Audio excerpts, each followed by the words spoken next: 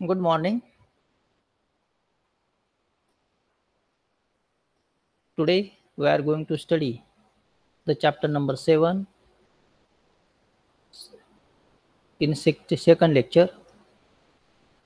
तर आपण मागील तासाला आपला जो 7वा चॅप्टर आहे मानसिक आरोग्यासाठी प्रथम उपचार first aid in mental health हे प्रकरण आपण सुरू केलेलं होतं. त्यामध्ये प्रस्तावना म्हणजे इंट्रोडक्शन, मानसिक आरोग्यासाठी प्रथमोपचाराची गरज असते, तर ती गरज का असते या संदर्भात माहिती आपण मागील तासाला पाहिली. तर त्याची कारणे काय आहेत ती कारणे देखील आपण मागील तासाला जाणून घेण्याचा प्रयत्न केला. तर त्यामध्ये जी कारणे आहेत 3-4 कारणे आपण या ठिकाणी पाहणार आहोत. तर त्यामध्ये पहिलं कारण आपण त्या ठिकाणी पाहिलं की मानसिक आजारासंबंधी कलंक किंवा काळीमा या संदर्भाच्या काही गैरसमजुती असतात, त्या गैरसमजुतीविषयी आपण त्या ठिकाणी माहिती जाणून घेतलेली आहे. तर त्यानंतर आता जो दुसरा मुद्दा आपण आज या ठिकाणी पाहणार आहोत, लाज, लज्जा किंवा त्याला आपण शरम असं म्हटलं गेलंय किंवा इंग्रजीमध्ये त्याला सेम म्हणून संबोधलं गेलंय. तर जेव्हा एखाद्या गोष्टीची व्यक्ती शरम वाटते किंवा लाज वाटते, तर त्या व्यक्ती काय करतात, इतर व्यक्तींपासून दूर जाण्याचा प्रयत्न करत असतात किंवा इतरांशी ते मिळून मिसळून राहत नाहीत. उदाहरणार्थ एखादा मुलगा असेल 10वीच्या परीक्षेत तो जर फेल झालेला असेल किंवा तो नापास झालेला असेल, म्हणजे त्याला काय होतं, त्या ठिकाणी अपयश आलेलं असतं आणि मग आलेलं जे अपयश असेल ते फक्त अपयश त्याच्यापुरतेच मर्यादित नसून कुटुंबातील ज्या व्यक्ती असतात त्या सर्व व्यक्तींसाठीच आलेलं ते अपयश असतं आणि त्यामुळे मग ह्या व्यक्तीला काय वाटते, शरम वाटत असते. मग परिणामी या व्यक्ती काय करतात, इतरांपासून दूर राहण्याचा प्रयत्न करत असतात किंवा इतरांशी ते संवाद साधत नसतात. म्हणजे थोडक्यात त्या व्यक्तीला शरम वाटत असते. म्हणजे थोडक्यात काय आपण काय फार मोठा असा गुन्हा केला असं त्यांना वाटत असतं आणि परिणामी ते काय करतात, मग इतरांशी संपर्क साधत नाहीत किंवा मग जे संपर्क साधण्यासाठी ज्या व्यक्ती असतात त्यांच्यापासून स्वतःहून ते काय करतात, दूर जाण्याचा प्रयत्न करत असतात. तर असा एक महत्वाचा घटक या ठिकाणी सांगितला गेलाय. तर मानसिक आजार जे असतात तर ते सर्वसाधारणपणे अनुवंशिक, सामाजिक, सांस्कृतिक घटकामध्ये त्या ठिकाणी त्यांचा समावेश होत असतो किंवा जे पर्यावरणीय जे घटक असतात त्यांच्या जटिलतेमुळे ते निर्माण होत असतात आणि हे व्यक्तीच्या लक्षात येत असतं. तर सर्वसाधारणपणे वैयक्तिक कारणामुळे किंवा कमतरतेमुळे हे कधीच निर्माण होत नाहीत. तर मानसिक आजाराचे निर्माण झालेले जे असतात, म्हणजे ज्या व्यक्तीचं निदान झालेलं, ज्यांना मानसिक आजार झालेले आहेत परंतु त्यांचं त्या उपचार केलेले आहेत, तर अशा व्यक्तींना दोष न देता त्यांना आधार देणं गरजेचं असतं. म्हणजेच काही व्यक्तीला जेव्हा मानसिक आजार होत असतो तर त्या व्यक्ती काय करतात, इतरांपासून दूर जात असतात. मग त्या स्वतःहून मिळून मिसळून राहत नाहीत. मग अशा ज्या व्यक्ती असतात तर अशा व्यक्तींना आपण काय करायचं असतं, त्या ठिकाणी त्यांना काही न बोलता त्यांना समजून घेण्याचा प्रयत्न त्या ठिकाणी करणं गरजेचं असतं. तर मग या ठिकाणी आपण ही जी माहिती त्या पाहणार आहोत, तर तीच माहिती आपण आता या ठिकाणी थोडक्यात जाणून घेणार आहोत. तर ही माहिती आपण पाहिली, लाज, लज्जा किंवा त्याला शरम असं म्हटलं गेलंय. तर मग व्यक्ती काय करतात, ते लपवण्याचा प्रयत्न करत असतात. तर या सर्व घटकांमुळे ते निर्माण होत असतं. तर व्यक्तीला त्या ठिकाणी दोष न देता काय करायचंय, त्यांना समजून घ्यायचं असतं. तर second point next, same. When a persons experience same he or she tries to hide from others, ये जो पर्सन्स रहेंगे तो क्या कर सकते हैं, ये थोड़े से भी सेपरेट हो सकते हैं. For example, if Jay fails in his 10th board exam, his academic failure is considered to be an act that brings shame not only to him but also to his family. तो जय नाम का एक students रहेगा, तो 10th exam में क्या होगा है, फेल होगा है. तो फेल होने के बाद उसमें थोड़ा सा फ्रस्ट्रेशन आ सकता है, उससे माइंड में थोड़ा सा सेम आ सकते. तो ये पर्सन सिर्फ इसके लिमिटेशन उसमें नहीं रखती, तो फैमिली के जब मेंबर्स रहेंगे तो फैमिली के मेंबर में उसमें थोड़ा सा माइंड में प्रॉब्लम क्रिएट हो सकता है, निगेटिव थिंकिंग उसमें माइंड में आ सकती. और ये पर्सन क्या कर सकते हैं, तो सोशल ग्रुप में क्या अवॉइड कर सकते, ग्रुप में इन्वॉल्व नहीं हो सकते, उसमें सेम आ सकते. As a result they withdraw from social interaction, social group में इंटरेक्शन ही ज़्यादा नहीं कर सकते। It is important to remember that mental illness is caused by the complex combination of factors like genetic, socio-culture factor, environmental factors, etc. तो ये जो रहेगा mental illness का प्रोसेस, तो कैसे जो कोई फैक्टर ऐसे रहेगी कि जेनेटिक, सोशियो कल्चर्स रहेंगे, इन्वायरमेंटल फैक्टर्स रहेंगे, ये फैक्टर्स क्या कर सकते हैं, ऐसे अलग अलग प्रॉब्लम क्रिएट हो सकते हैं। तो ये जो पर्सन्स रहेंगे, तो ये पर्सन्स के मेंटली डिस्टर्ब हो गए, तो मेंटली डिस्टर्ब होने के बाद उसका आप ट्रीटमेंट दे सकते हैं और उसका बिहेवियर कैसा नॉर्मल हो सकता। और ये होने के बाद कोई पर्सन्स रहेगी उसको ट्रबल नहीं देना चाहिए, उसका अंडरस्टैंडिंग, उसके साथ अंडरस्टैंडिंग करने का, एडजस्टमेंट करने के बाद ये उसका मेंटली सेटिस्फाइड हो सकता है और उसका बिहेवियर रेगुलर हो सकता है। It never cause because of personal weakness, thus blaming the individual who has been diagnosed with a mental illness is not helpful.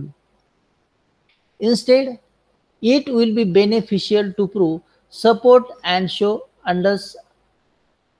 अंडरस्टैंडाइजेशन and individuals. ये जो पर्सन्स रहेंगे, तो ये पर्सन्स क्या ये जो उसको अंडरस्टैंडिंग करना चाहिए, उसको हेल्प करना चाहिए, इसके जो नॉर्मल प्रॉब्लम्स रहेंगे, ये इजीली स्मॉल प्रॉब्लम्स ही उसको ये क्या करने का, ये सॉल्व करने के बाद वो कैसे उसका बिहेवियर कैसा नॉर्मल हो सकता है। तो ये पूरा होने के बाद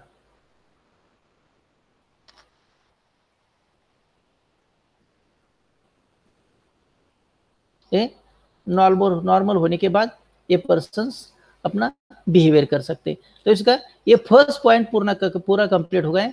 सेम त्यालाच लाज, लज्जा किंवा शरम म्हणून संबोधलं गेलंय। तर त्यामध्ये असणारा जो दुसरा घटक असेल, लोकांनी नेहमी कसे उत्तर द्यावे हे माहीत नसते, means people do not always know how to respond. तर आपल्याकडे येणाऱ्या ज्या व्यक्ती सल्ला घेण्यासाठी आलेल्या असतात, तर त्यांना खरोखर सल्ला घेण्याची किंवा इतरांच्या मदतीची आवश्यकता आहे का हे पाहणे गरजेचं असतं। आणि मग अशा ज्या व्यक्ती असतात तर त्या नेहमीच यशस्वी होतातच असे नाही। मग ज्या व्यक्ती सल्ला घेण्यासाठी येत असतात, अगोदर ते पाहणं गरजेचं आहे यांना खरोखर सल्ला घेण्याची गरज आहे का। तर मग अशा व्यक्तींना सल्ला आपण देतो किंवा नाही या संदर्भात जरी आपण सल्ला दिलेला असेल तर त्या यशस्वी होतीलच असं नाही। तर सर्वात महत्त्वाचं आपल्याला असं सांगायचे, काय सांगायचे हे त्यांना त्या ठिकाणी माहीत नसतं। तर चांगल्या प्रकारे या व्यक्तींना समजून घेण्यासाठी आपलं अधिक नुकसान होणार नाही हे महत्त्वाचं असतं। तर सर्वसाधारणपणे हा एक दुसरा मुद्दा या ठिकाणी सांगितला गेला आहे। तर पहा,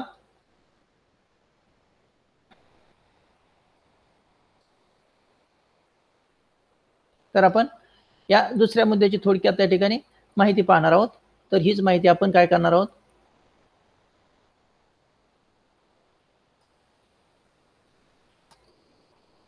तर ही माहिती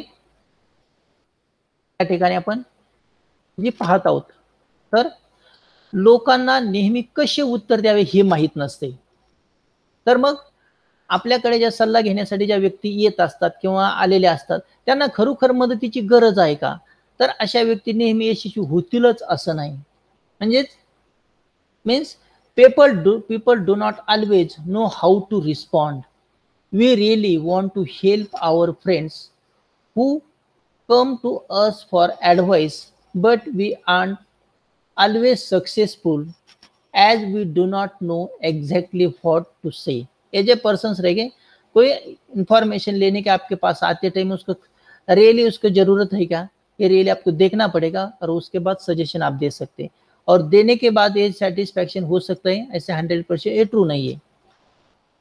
in this cases we might do more harm than good. तर या ज्या व्यक्ती नक्की त्यांना काय सांगायचे हेच माहीत नसतं, तर अशा प्रकारच्या ज्या व्यक्ती असतात तर यांचे चांगले होण्याऐवजी नुकसानच अधिक प्रमाणात झालेलं आपल्याला दिसून येत असतं। तर यामध्ये हा एक तिसरा घटक त्या ठिकाणी संपलेला आहे।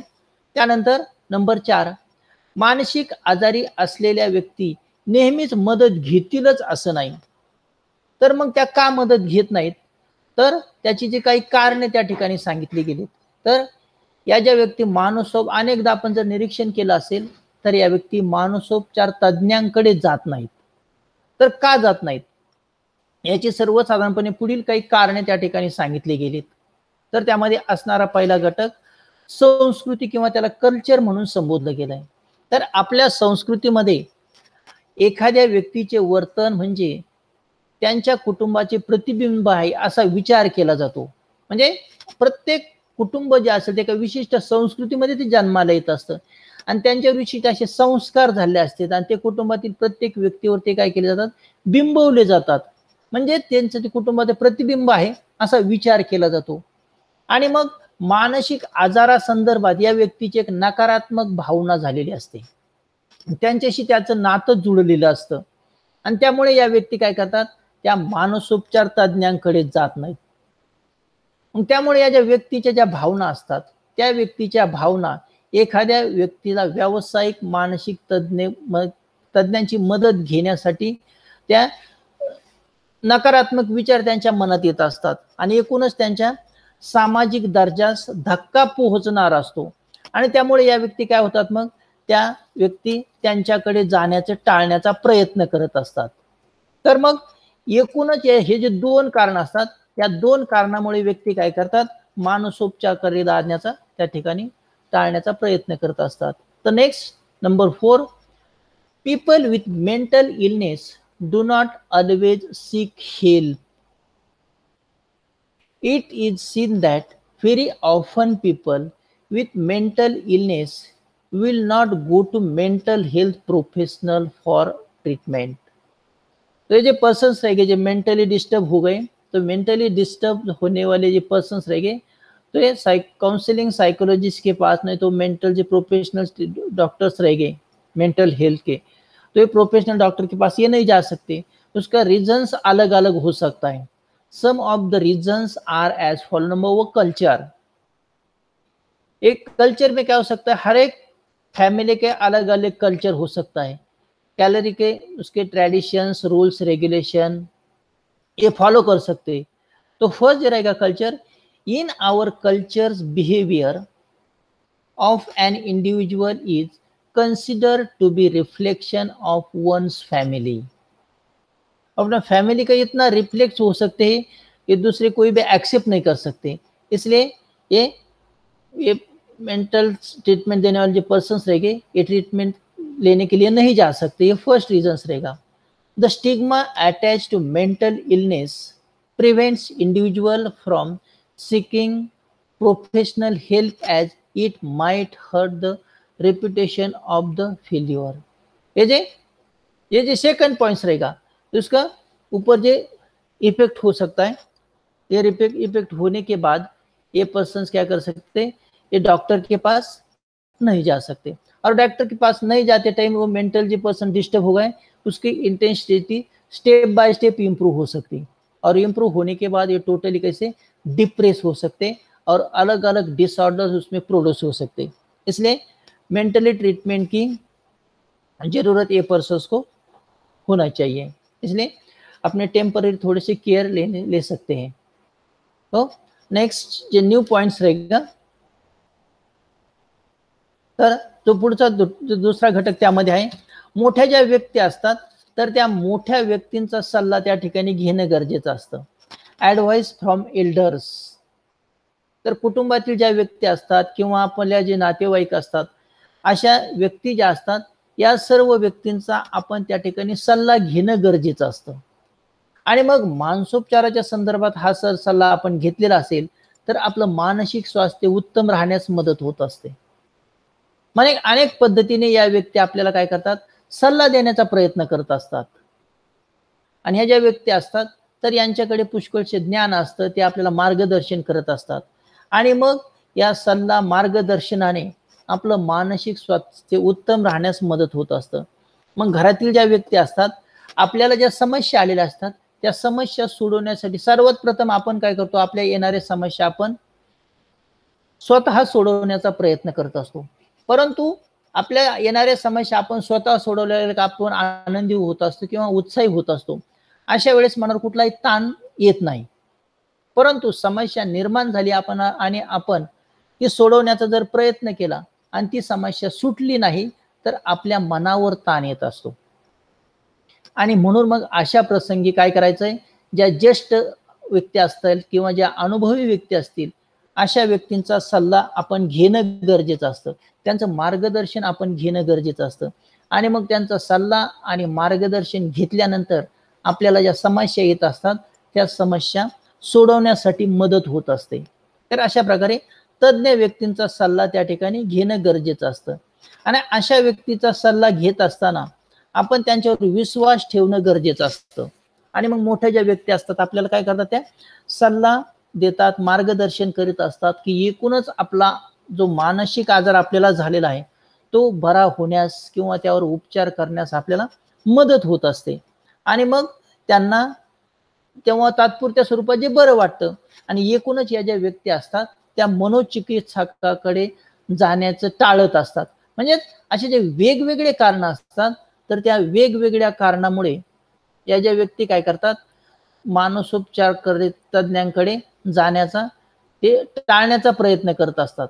आणि जेव्हा मानसोपचार तज्ञांकडे त्या व्यक्ती जात नाहीत आणि त्यामुळे मग आजाराचं जे प्रमाण असेल, ते आजाराचं प्रमाण कमी होण्याऐवजी वाढण्यास सुरुवात होत असते. आणि एकूणच त्यांचं मानसिक स्वास्थ्य असेल, तर ते मानसिक स्वास्थ्य त्या ठिकाणी बिघडत असलेलं आपल्याला त्या ठिकाणी दिसून येत असतं. तर मग सर्वसाधारणपणे हा जो एक शेवटचा त्या ठिकाणी मुद्दा आपण त्या ठिकाणी पाहत आहोत, ॲडवाइस फ्रॉम एल्डर्स म्हणजेच मोठ्या व्यक्तीचा सल्ला घेणे. Many a times we look to our elders from advice to solve our problems. Family के जो एल्डर पर्सन्स रहेंगे, ये एल्डर पर्सन्स अपना जो प्रॉब्लम्स रहेगा, ये प्रॉब्लम सॉल्व करने के अलग अलग टेक्निक्स आपको दे सकते हैं, ये आपको गाइडेंस कर सकते हैं और काउंसलिंग कर सकते हैं. और ये होने के बाद आपके जो प्रॉब्लम्स रहेंगे, ये प्रॉब्लम इजीली सॉल्व हो सकते हैं.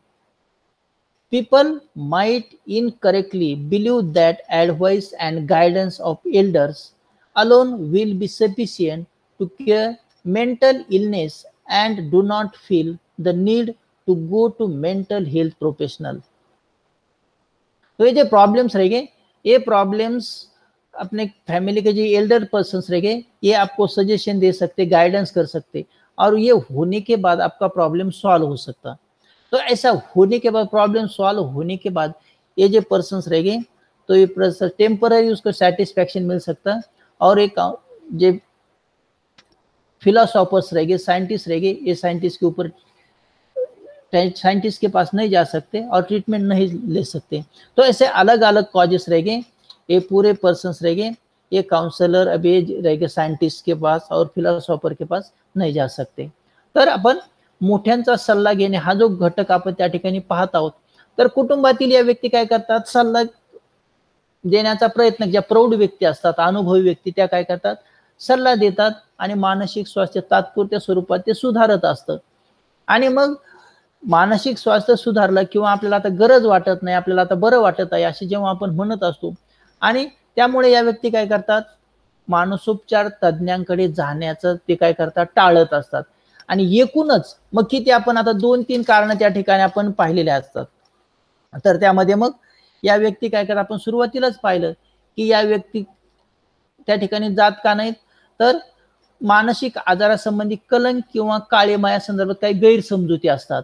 दुसरा घटक आपण पाहिलाय, लाज, शरम किंवा त्याला सेम असं म्हटलं गेलंय. त्यानंतर लोकांनी नेहमी कसे उत्तर द्यावे हे माहीत नसते. People do not always know how to respond. हा एक तिसरा घटक त्या ठिकाणी महत्वाचा सांगितला गेलाय. त्यानंतर मानसिक आजारी व्यक्ती नेहमीच मदत घेतीलच असे नाही. Means people wealth mental illness do not always. त्यामध्ये कल्चर म्हणजे त्याला संस्कृती म्हणून संबोधलं गेलंय. ॲडवाइस फ्रॉम एल्डर्स म्हणजेच मोठ्या व्यक्तींचा सल्ला घेणे. तर अशा वेगवेगळ्या कारणांनी या व्यक्ती काय करतात, सल्ला घेण्याचं टाळत असतात आणि मग त्या ठिकाणी मानसोपचार तज्ञांकडे ते जात नाहीत आणि मग आजाराचं प्रमाण कमी होण्याऐवजी वाढत असतं. म्हणून अशा सर्व व्यक्तींना प्रथमोपचाराची त्या ठिकाणी गरज असते. तर हे एकूण आपण 2 ते 3 घटक आपण या ठिकाणी आज आपण पाहिलेले आहेत.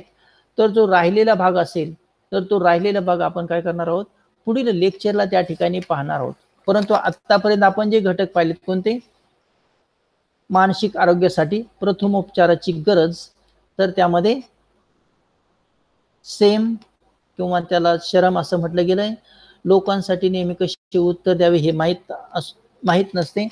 आणि त्यानंतर त्यामध्ये असणारे जे घटक मानसोपचार तज्ञाकडे व्यक्ती का जात नाहीत, तर त्यामध्ये कल्चर म्हणजे संस्कृती आणि ॲडव्हाइस फ्रॉम एल्डर म्हणजे तज्ञ व्यक्तींचा सल्ला घेणे, या विविध कारणामुळे व्यक्ती त्या ठिकाणी मानसोपचार तज्ञांकडे जात नाहीत.